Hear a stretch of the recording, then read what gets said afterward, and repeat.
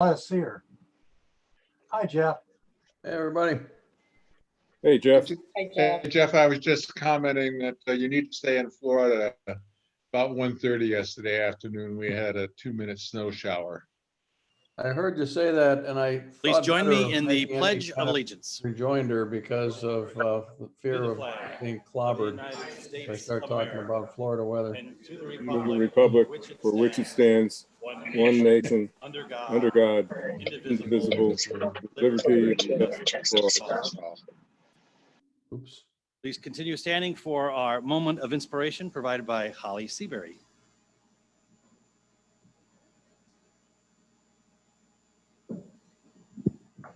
You can be seated. When Ron Verley asked me to do the moment of inspiration today, he pointed out that it would be the last moment of inspiration before the election. Tomorrow, we as a nation go to the polls to select our president and other legislators. Although most of us have already been to the polls, early voting is at an all-time record for this election. Is there anybody who's voting tomorrow in person? You are? Okay, a couple people. All right. I voted early and often. No, just early, just once. Yeah, went to Chicago. We as a nation have had a tough year. We're in the midst of a pandemic and our nation is confronting our problems with racial inequality. We have a lot to deal with. And in a recent poll, 91% of the Americans asked said they felt the nation was divided. But we've been in times of division and unrest before, and we've made it through. And I have every confidence our nation will make it through these times too. The 1960s were a time of unrest in our nation. And on November 22nd, 1963, almost 57 years ago, President John F. Kennedy was assassinated in Dallas. The night he died, he had been scheduled to give a speech, and I think some of the lines from the speech he did not live to present are especially appropriate right now. Let us not quarrel amongst ourselves when our nation's future is at stake. Let us stand together with renewed confidence in our cause, united in our heritage of the past and our hopes for the future, and determined that this land we love shall lead all mankind into new frontiers of peace and abundance. Thank you.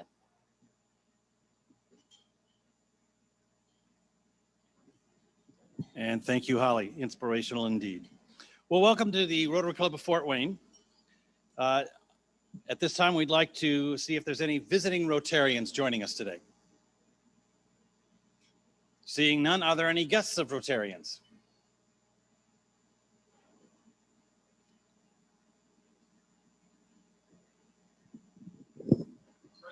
Hold on.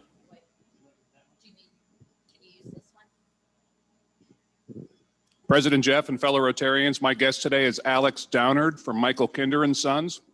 He is a business development representative and trying to get more involved in the community. So I told him, of course, he had to come to the best Rotary Club in Fort Wayne.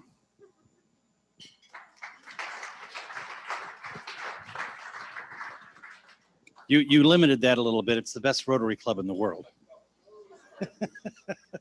Are there any guests joining us today online?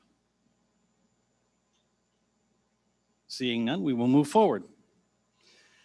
Well, please check in online if you've not already done so and let everyone know that you are at the best Rotary Club in the world. This date in history. In 1947, on this date, Howard Hughes piloted the Spruce Goose, an 8-engine wooden floating boat. Intended to carry 750 passengers, I believe he was the only person on the plane. He flew it on its maiden flight and only flight for 1 mile, not one of his better endeavors. On this date, we also have several birthdays. In fact, not one but 2 presidents were born on this date. Both exciting individuals, James K. Polk in 1795 and Warren G. Harding, who liked teapots a little bit, in 1865. Also, in 1913 was Burt Lancaster. And in 1966, David Schwimmer from the TV show Friends. And in 1774, a lady that lost her head, Marie Antoinette, who said, "Let them have cake." Which reminds me, we have cupcakes today. Do we have any November birthdays? Please stand. Please stand. There were several, so I thought I needed to buy a whole dozen, but there were several that I've seen come to meetings. Where are they today?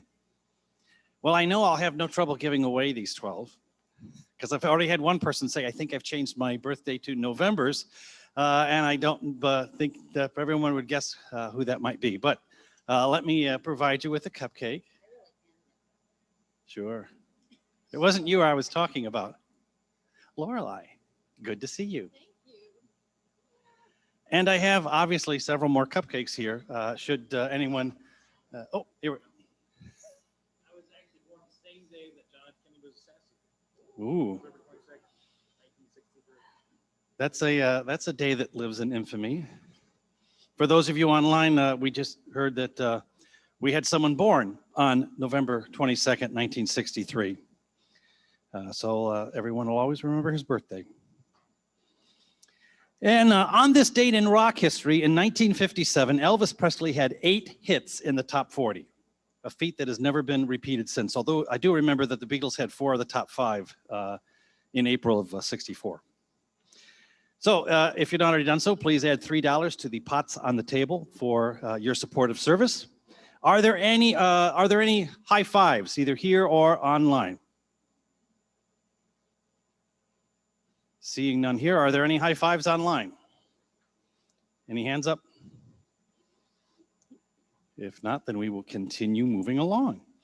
We'd like to thank our Rotary workers. Johnny Tincap was our greeter. Hope you gave him an elbow. Our house was Ron Cohort and Al Diefenbaugh, and the spin editor this month is Mark Westerhausen. And AV today is Holly Seabury. Several announcements. I believe Julie Bobet is online, and she's got an announcement from the Peace Committee. I do. Thank you. Can you hear me pretty well? Hold on. You got it? Okay, go ahead. Okay. Can you hear me? Yep. Okay, great. Good morning, or I should say good afternoon, all. Yes, you should have received an email, and on your tables, there's information on the Peace Committee's book discussion. It's our first book discussion. This is something that we're hopeful to do 2 or 3 times a year. And the first book that we selected is Strength to Love by Martin Luther King, a classic collection of Dr. King's sermons. So there's information that was emailed. I'll send out another email via Club Runner, and also we'll be keeping information on the tables throughout the meetings, on Monday meetings. But you can purchase this book online. Each participant is to purchase their own book.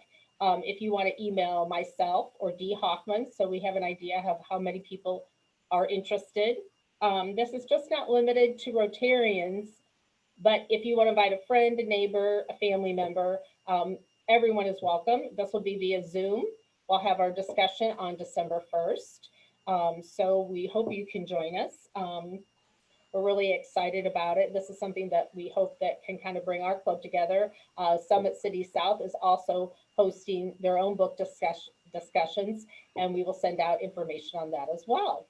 Thank you.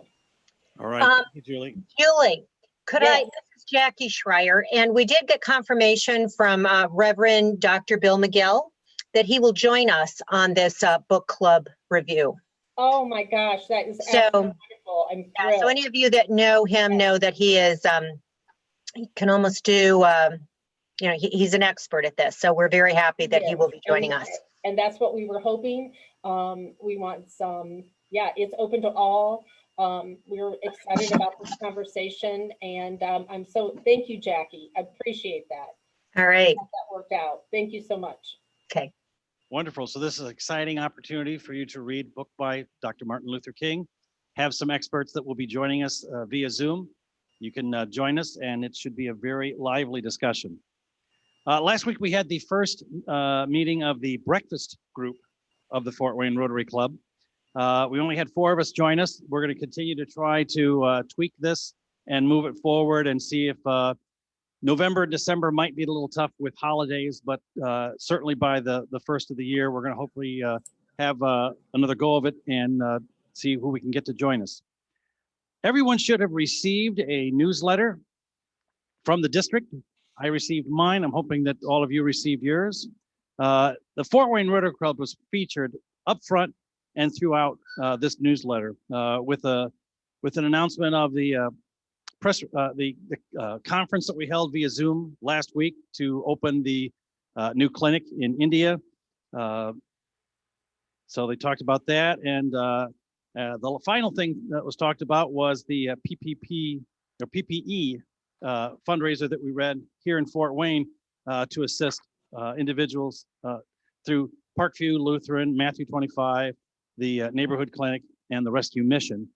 So that was highlighted in here as well. So it was really neat to see the Fort Wayne Rotary Club featured throughout that newsletter. Also, I received, and I'm hoping everyone else did, information from the district on the upcoming foundation gala that's going to be on the 12th. We've also received an email from our club inviting you to attend in person here, carefully with masks and distancing, to see if anyone would like to come to a viewing party. I don't believe we've had many takers so far. Is that correct, Holly? So we need to make the determination if we're going to do the event. So please respond and let us know. Otherwise, we're just going to say, okay, everyone just join as you will from your own home. If you've not already done so, please sign the release forms indicating that for Parkview Field that you don't have any symptoms, because they're asking everyone to do that. And you may now be placing your badges back in the boxes. And Ron, I believe you have an announcement to make. The Peace Committee is partnering with the local service committee in the month of December to do a food drive for Wellspring. Wellspring is also the organization we're partnering with for the Big Easy Feast. But we want in December to do a food drive, non-perishables. If we can start bringing those non-perishables in anytime so that we can kind of collect those and take them to Wellspring before the end of the year. And that's our local service committee and our Peace Committee partnering together to do that. Thank you, Ron. And Holly, is it too late for people to either donate cash or crayons to our drive for the school in Africa? Cash would be better at this point. And there should be a link to do that in the spin.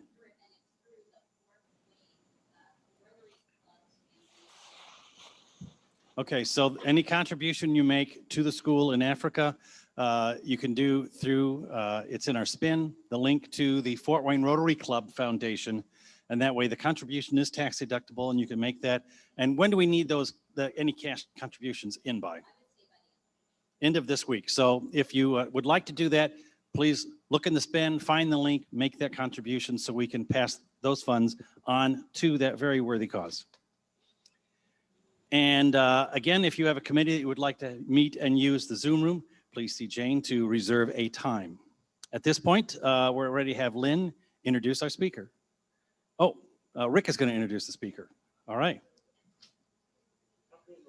Oh, Rotary is. Did I skip right over that again? Yeah, you know I did. It's there. Here you go. Thank you. I thought I wasn't doing Rotary, which is okay. Just a development in my personal aspect. So I was involved with the Summit City South Development Club, or development of that club in 2015-16. And so at the district level, there's a new initiative that's called New and Innovative Clubs, and they were looking for someone who had some experience with that. So Tim reached out to me, and I have kind of accepted the chair of that initiative. And so my responsibilities will be kind of reaching out and working with clubs who are looking to grow or have new and innovative things that they are doing. You know, the breakfast that we're doing here on Tuesday mornings is really pretty cool and really is an opportunity for us to grow as a club. So I'm happy about that. I think I've been in the newsletter for a couple of months now. I think there's an article on there just kind of talking about where we are, but we have a list of clubs that are looking to expand, and I'm actively in the process of reaching out to them and kind of seeing where we are with that and then moving forward to the next step. So if you have any questions or thought on that, please reach out to me. And Jeff is running slowly, fastly, quickly back from over there. So he already said the $3, so I appreciate that. Thank you very much. And thank you, Rick. Yes, Rotary is also me screwing up the agenda.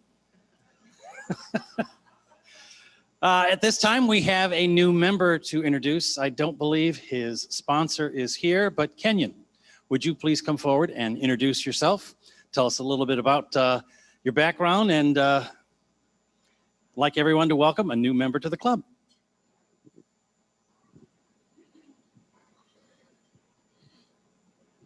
Well, good, I guess, afternoon. I'm Kenyon Civils.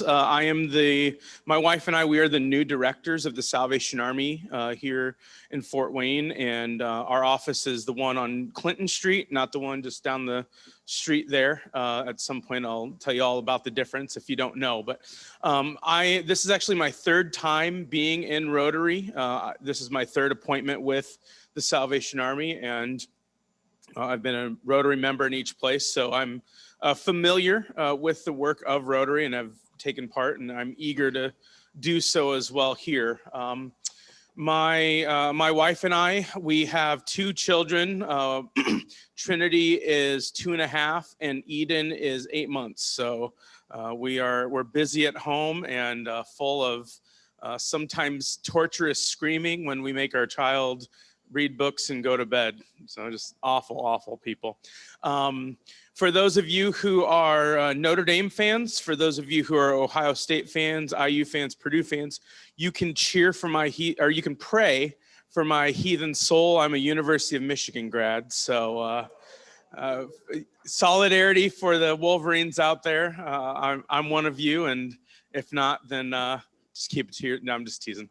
But no, I think that's probably about it. Thanks for welcoming me, and I look forward to participating more in what you all do. So. Hold on. Kenyon, we don't have your badge yet, but here is a card with the objects of Rotary and your Rotary pin. Badge will be forthcoming. Excellent. Thank you. And are you on the like Harbaugh or don't like Harbaugh? So far, he's not bad. I wish he'd win a few other games, but Saturday was sad. Yeah, Saturday was a little bit different. But isn't your season made when you beat Ohio State? All right, and with that, Lynn, would you introduce our speaker today?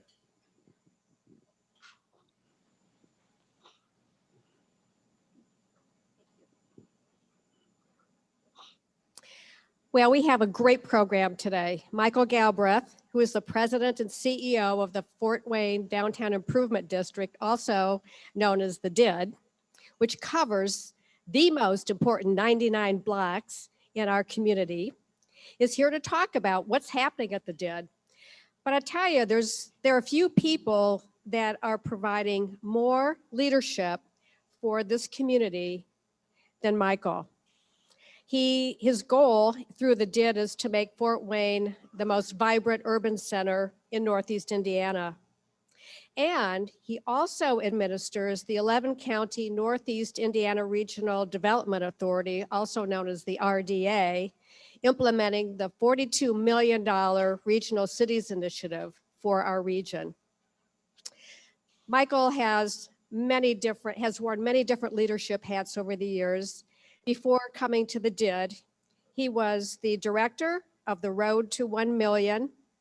And I think you might have spoken to us or representatives from that initiative spoke here. He also was the executive director of ARCH, which is Fort Wayne's nonprofit historic architecture preservation group. He plays the French horn in the Fort Wayne Philharmonic and has done that since 1990. So in addition to these terrific leadership roles that he plays throughout the year, he is also active in the community, currently serving on the board of the Fort Wayne Philharmonic, ARCH, and Greater Fort Wayne, Inc. He has an impressive home life as well. He's married to Janet, who administers, I found this interesting, the Arts and Lecture Series at the Fermi National Accelerator Laboratory in Batavia, Illinois. She teaches instrumental music at Canterbury and also serves on the Fishoff Chamber Music Competition Board. They have two daughters, Kate and Amelia. Kate attends McGill University in Montreal. I've actually been to McGill. And Amelia is a student at Canterbury. So please welcome Michael Galbraith to the podium, and I know he will be ably assisted by our beloved Rick Zolman.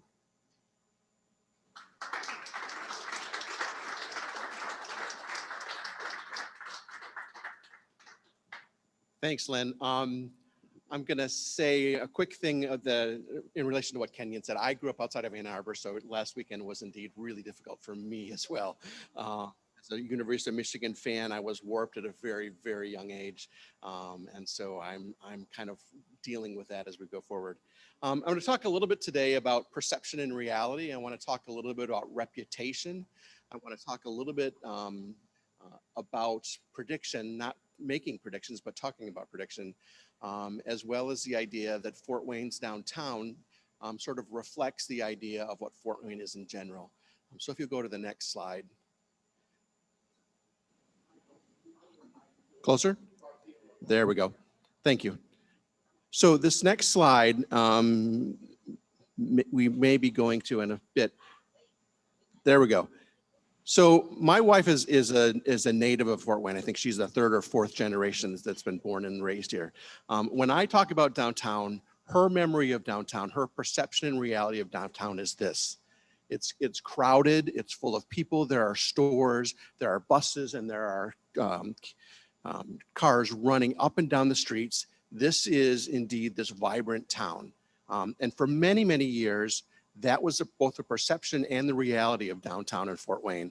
I think most of you have probably shopped at Wolf and Dessauer or something like that. I know a friend that has the Wolf and Dessauer elves that decorate his Christmas tree every year. So this perception and reality kind of mirrored as Fort Wayne grew and grew and grew. For many, many years, things were really good here in Fort Wayne. Every 20 years from 1890 to 1930, we doubled our population here in Fort Wayne. That kind of growth that you only see now in Sunbelt towns was happening right here in Fort Wayne. We were a boom town. So next slide. This was the perception, this was the reality. Fort Wayne was a vibrant urban center, vibrant urban core for Northeast Indiana, which is one of the things that we're trying to get back to as the did. Next slide. So it was good for a very long time. And I think most of you will recognize this Greyhound station next to the embassy that came down not too long ago as we were building this facility that we're standing in right now. So next slide. And then they weren't. Fort Wayne really didn't have that great of a future in the 1950s as things started to happen outside of downtown. We ended up looking at lots and lots of growth outside of downtown, and a lot of those shops and offices started to move in other places as we started to see things like Glenbrook Mall, as we started to see the Coliseum bypass, as we started to see homes built farther and farther away. Retail sort of began to follow them. Next slide. And then all of a sudden we had empty storefronts and we had empty buildings in downtown, and the inevitable result of that was, the next slide, we had demolitions downtown. That's where we ended up with a lot of these vacant parking lots. Anybody know the name of this hotel that's coming down right now next to the PNC? It's the Van Orman Hotel, exactly right. That was an amazing hotel, and it came down and is now the site of a lovely parking lot. Again, not great for downtown Fort Wayne. So in the 1950s and 60s, Fort Wayne's leadership began to get together to figure out how do we address this issue of downtown Fort Wayne remaining viable as an attraction for our region, remaining viable as a center for commerce, remaining viable as a center for people to come to. So next slide, if you would, please. So their solution was this urban renewal, which was going around at the time. You'll know Robert Moses is one of those urban planners in New York that began to have all of the slum clearances and began to have projects that were built in bigger cities. And that really didn't happen here. But their strategy was to look at office, government, and performing space focused on big institutions. I kind of like to talk about this as the idea, if you're looking at an aquarium, these are putting in the really big fish, right? These are putting in the fish that are, foot long, rather than looking at how do we put little fish in and let them grow. So next slide. So we saw things that were truly amazing. The Performing Arts Campus that really has only one other peer in the nation, Lincoln Center in New York. We were able to build one of a planned, I think it's 8 buildings that were supposed to be on that campus. In the next slide, the other things that we ended up seeing was a lot of downtown office space at this point. Next slide. These helped, but not quite enough. We ended up seeing that idea that offices were coming back, workers were coming back, people were coming back at night, but during the daytime, Fort Wayne really was a ghost town. The streets really did roll up at 5 o'clock. When I got here in 1990, they said, turn your watch back 5 years because you've just entered Fort Wayne. So next slide. So that started to work in the 60s and 70s. By the 80s, we were back on the downslide again. Anybody recognize this building? St. Mary's, exactly right. So we ended up seeing not only this kind of natural tragedy where we have a lightning strike that strikes down a beautiful church, but we also started to see some man-made tragedies, like in this next slide, where we lost a major employer, their corporate headquarters. This is the Lincoln National Field, the Link in Philadelphia. That's one of those employers that we lost the brain trust, those community influencers that were really leading the charge to bring Fort Wayne back. Next slide. We also lost this major employer, and a personal story. I live in a house where the designer of the Scout designed the Scout at my kitchen table. Not my actual kitchen table, but the room where my kitchen table is. So as International Harvester left, we lost that manufacturing role as well. And one more slide. And then this was the premier downtown restaurant for many, many years. Actually, it was probably the only downtown restaurant for many, many years other than Cindy's. I think there were a number of business deals that were consummated at Bill's Palace over breakfast. One more slide.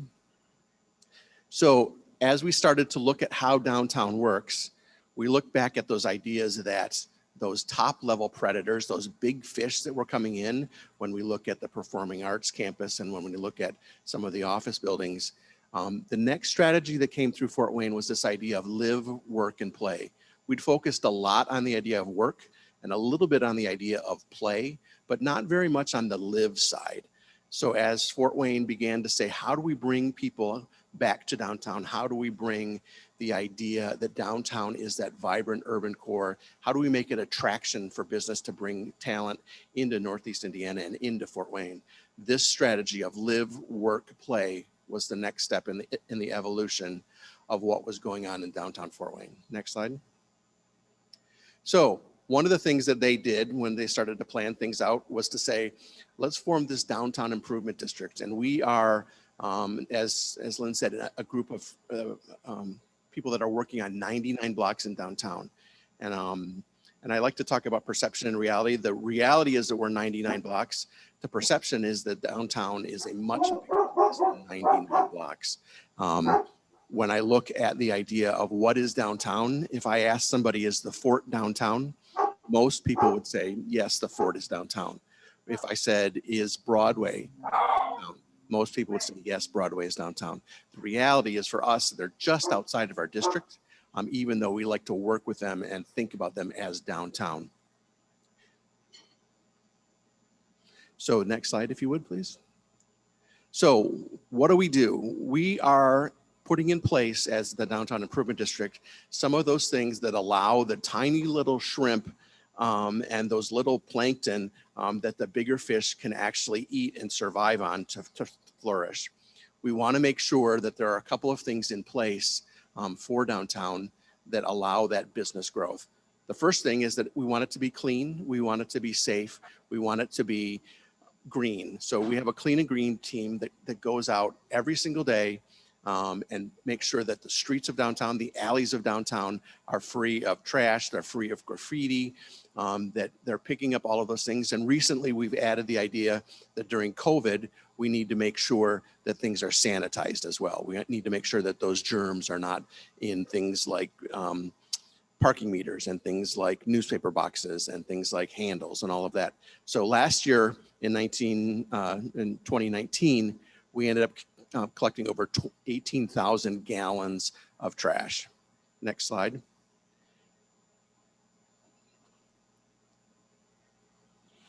So this clean and green team is one of the things that we work on. The next couple of things we work on is the idea of telling the story of downtown, that perception versus reality, because reputation really is a lagging indicator. Your reputation isn't what you're going to do. Your reputation is what you've done and where you've been. So we begin to tell the story of downtown. And thanks to some incredible work by people that work for us, last year we had 3.6 million impressions on social media alone. When we talk about what's going on with actual physical impressions, that's a much, much higher number as well. But the idea of telling the story of downtown, of influencing that reputation is the next thing we talk about in terms of our marketing, to tell about why downtown works, what's going on with downtown, in order to spread the idea that downtown is a place that I would like to visit with my kids, visit to get a meal, all of those ideas. Next. And we do that through a couple of different things. One is our really vibrant Art This Way program. And this year we've had a fantastic year. Even though it was 2020, we ended up putting in 10 new murals downtown. And the other thing that we work on is the idea of public space activation. Any of you have been by the porch off Calhoun have probably seen this idea that this is a place where people can stick a little bit.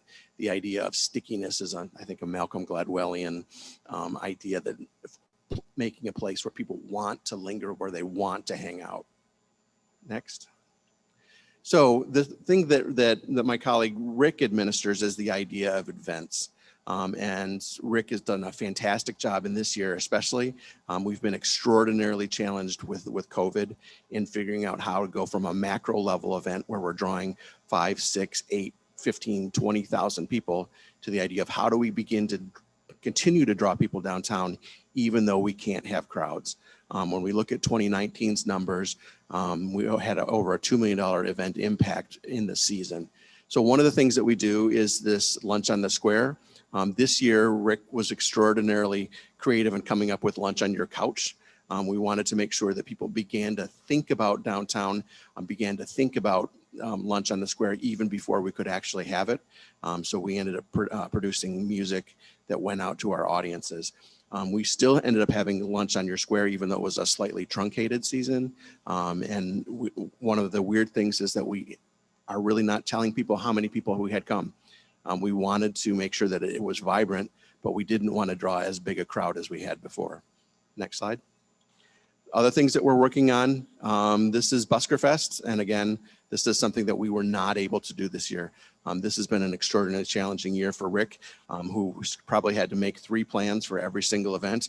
The go forward, the go forward maybe, and then the not go forward. Busker Fest was one of those plans where we had to not go forward. This typically draws between 8,000 and 10,000 people downtown. Next. Again, this is another one that just passed us. Actually, it just did not pass us. It should have passed us. So this is Fright Night at the Zombie Walk. One of the things we were talking about was actually, could we have the Zombie Walk in this facility right here? So to be able to control the admission and control how many people walk through at a time, how many people interacted. The health department said if they're breathing and screaming and making zombie noises, that's probably not a good idea as they're breathing on other people. Next. And this one, and I'm gonna, Rick has said if I say anything about this, he's gonna pound me into the ground. And he's much bigger than I am, so I'm not gonna say a whole lot about Santa. Santa Claus is one of those events that we draw 25,000 people downtown. Again, if we drew them down this year, it'll be a super spreader event. And so we can't have 25,000 people come downtown and watch Santa has the lights turned on. The lights will come on. We just can't tell you when they're going to come on. They're going to be on all season, but we're going to turn them on at some unspoken hour, and then they will go on, and people will be able to still come down and have Coney Island and take their pictures in front of it, but they're just not going to have a countdown. Next.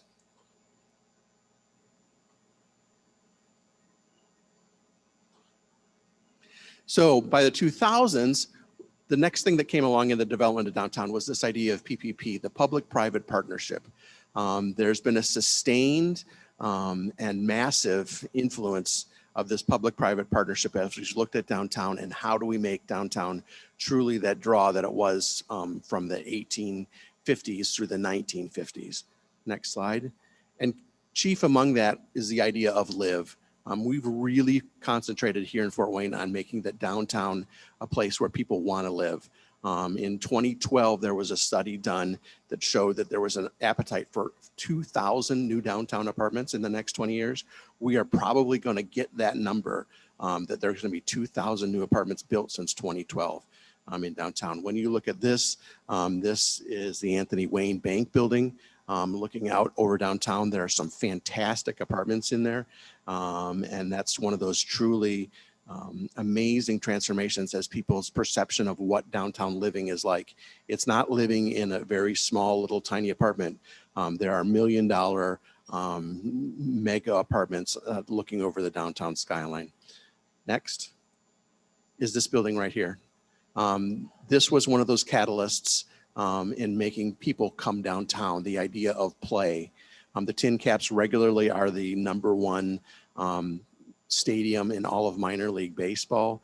They continue to draw huge numbers of people downtown.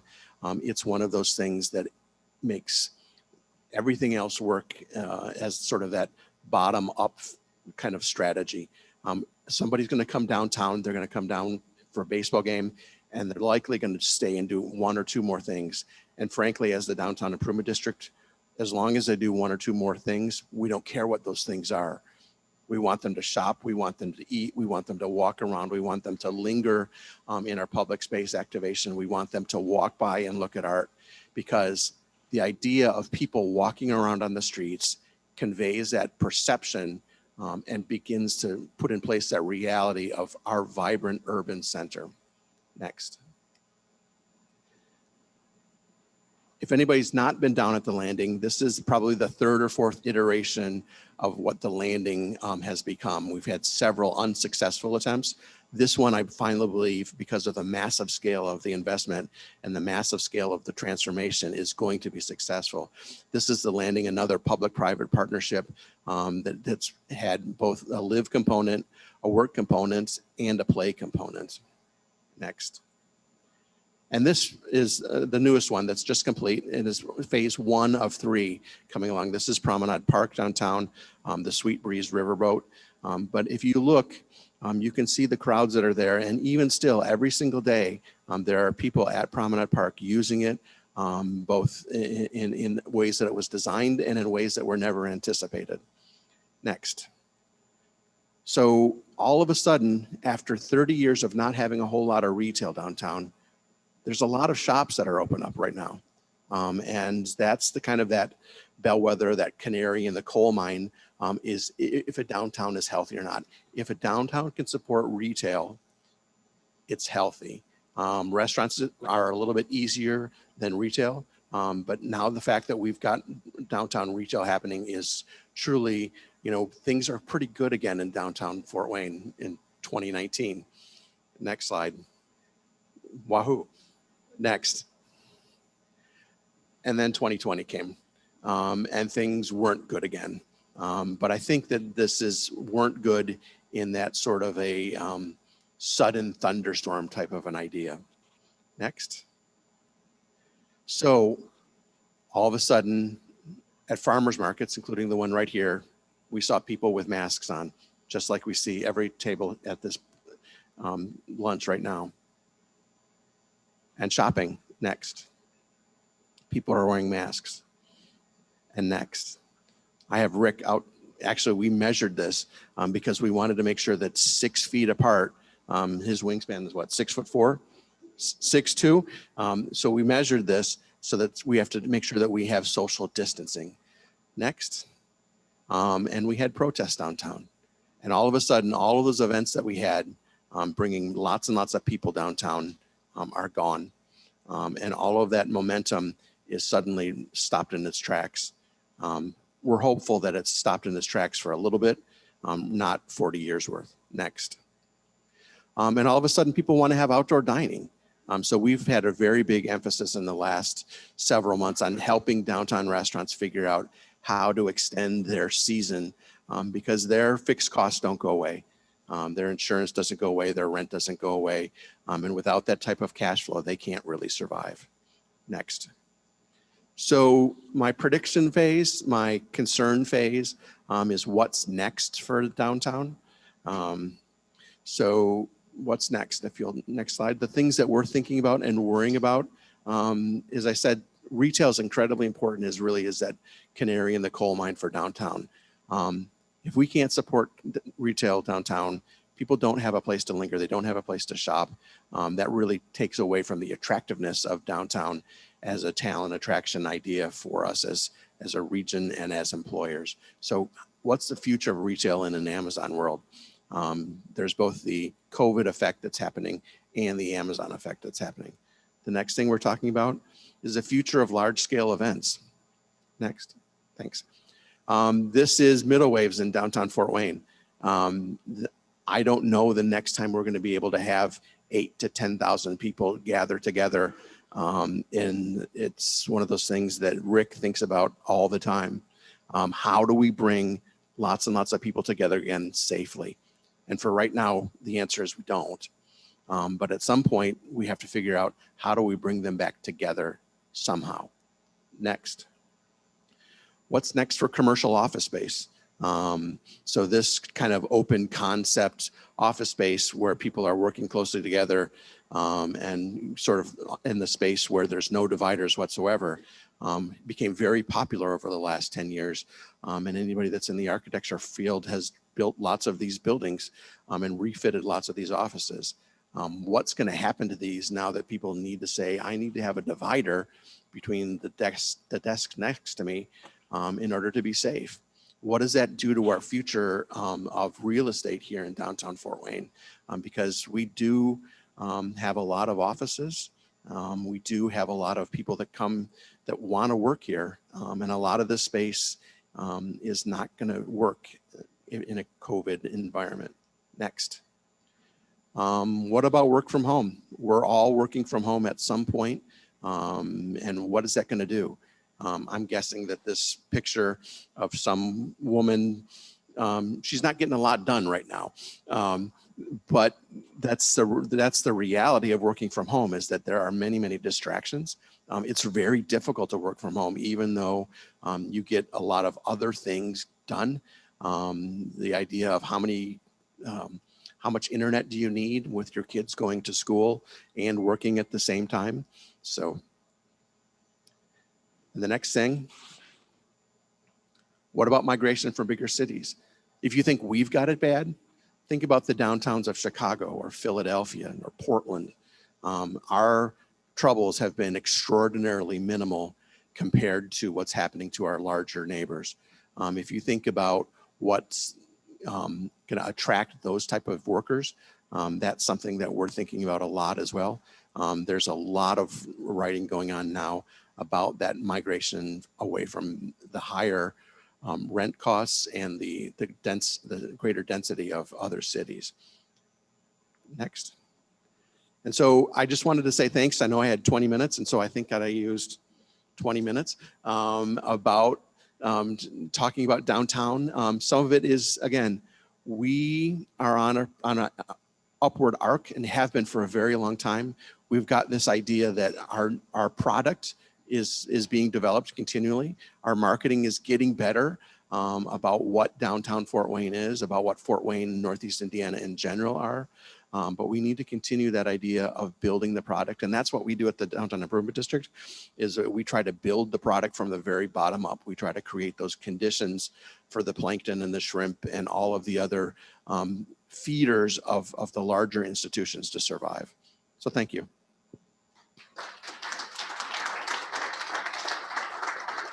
And questions?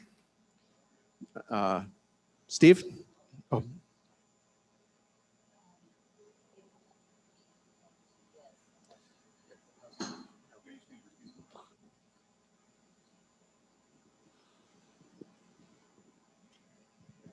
Mike, with all the residential units that either are built or are going to break ground in the next few months or on the drawing boards, surely you've probably been in contact and communication with various grocer or drugstore companies. And where's the critical mass in terms of units within the district that would trigger that type of a development? That's the $1 million question. And I don't think a grocery is going to cost $1 million, but it could. Rooftops follow housetops is the law in terms of retail. And right now we still don't have enough of a environment for a larger grocery. I know that there's been a proposal to have a smaller grocery based by an insurance company downtown. And I think that that's progressing. But until we get a few hundred more units downtown, we're probably not going to get a larger grocery.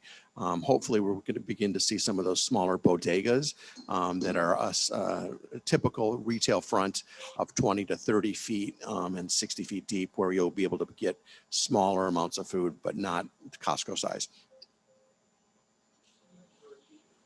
I'm sorry. Sure. Other questions? Barb?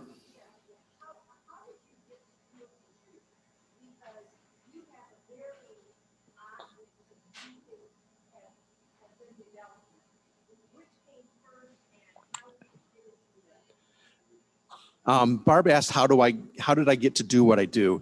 That I have a very odd history and mixture of skill sets.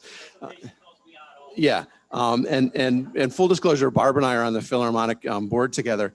I came here to play the Philharmonic, and I met a really cute girl, and we bought a house and got a dog and had 2 kids. And then, no offense to my employment at the Philharmonic, but I rapidly figured out that it didn't pay very well.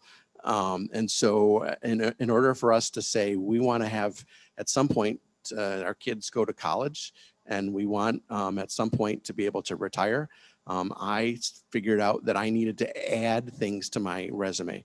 So I went back to school and picked up a master's in historic preservation and architecture in Ball State.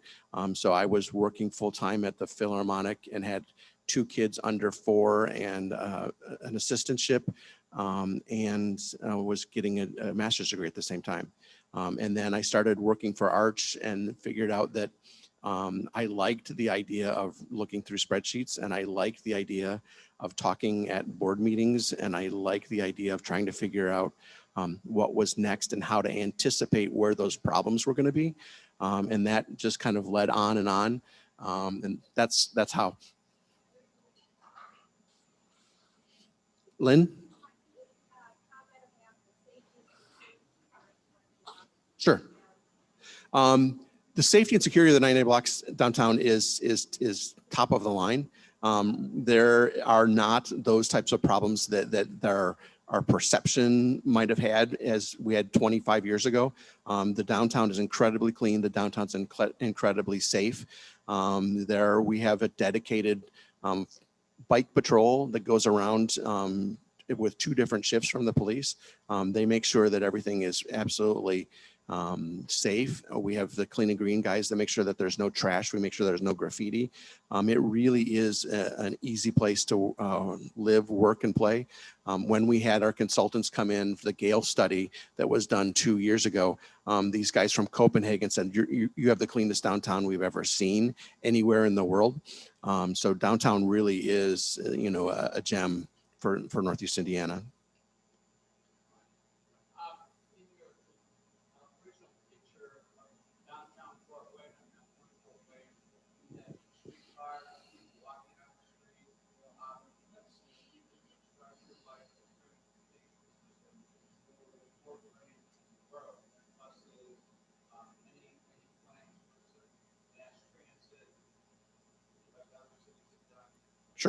So the question was, historically, Fort Wayne had a really robust public infrastructure where they had public transportation, where we had really robust connections via rail to other cities, and what's going to happen in the future.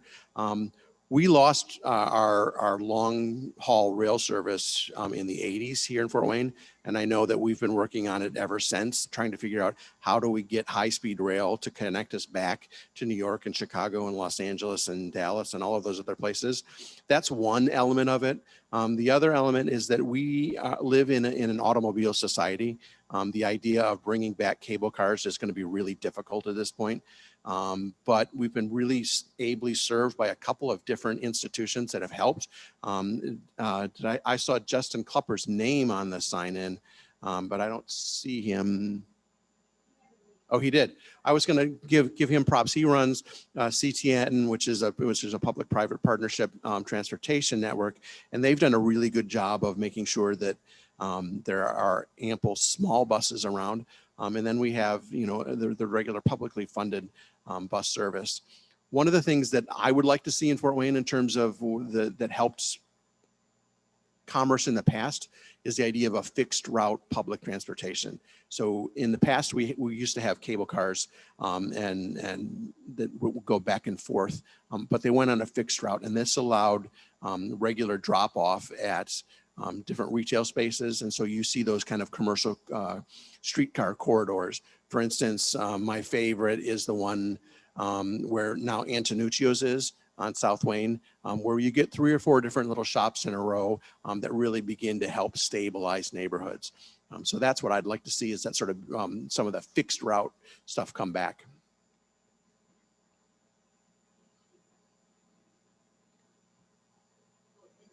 Okay. First comment from John Hoffman, who says, we are blessed to have Michael and his toolbox full of many skills in Fort Wayne. And then a question from Jeff Kroll. Are architects, engineers, and contractors working on enhanced, powerful ventilation systems to make indoor spaces safe?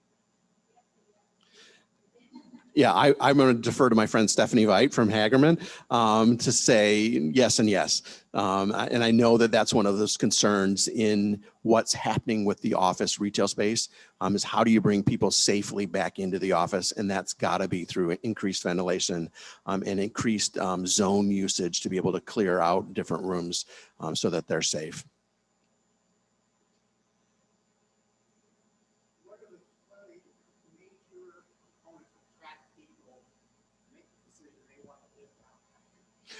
Okay, the question was, what are the major components of why people come downtown to live?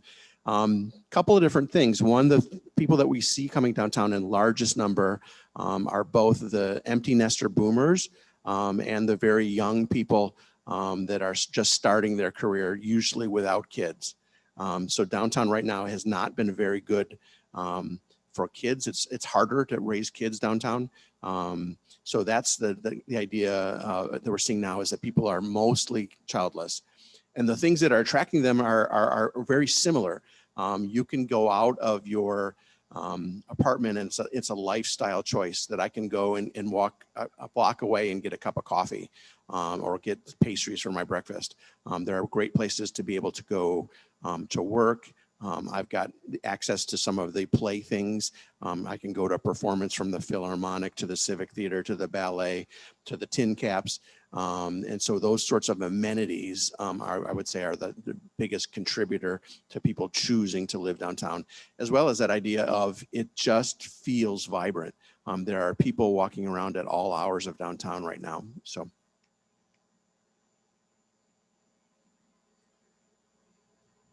Again, thank you so much. Hold on. Mike, thank you so much. That was very interesting. For all of our speakers, we present you with a Rotary pen. And we ask that the first use of that pen is to put a dedication in a book that will go in the library at Washington Elementary, which is a school that we sponsor a lot of activities at. And we try to make them appropriate to either the presentation or the timing of the year. And this book is entitled Elections, Why They Matter to You. So if you would put an appropriate dedication in there, appreciate it very much. And thank you.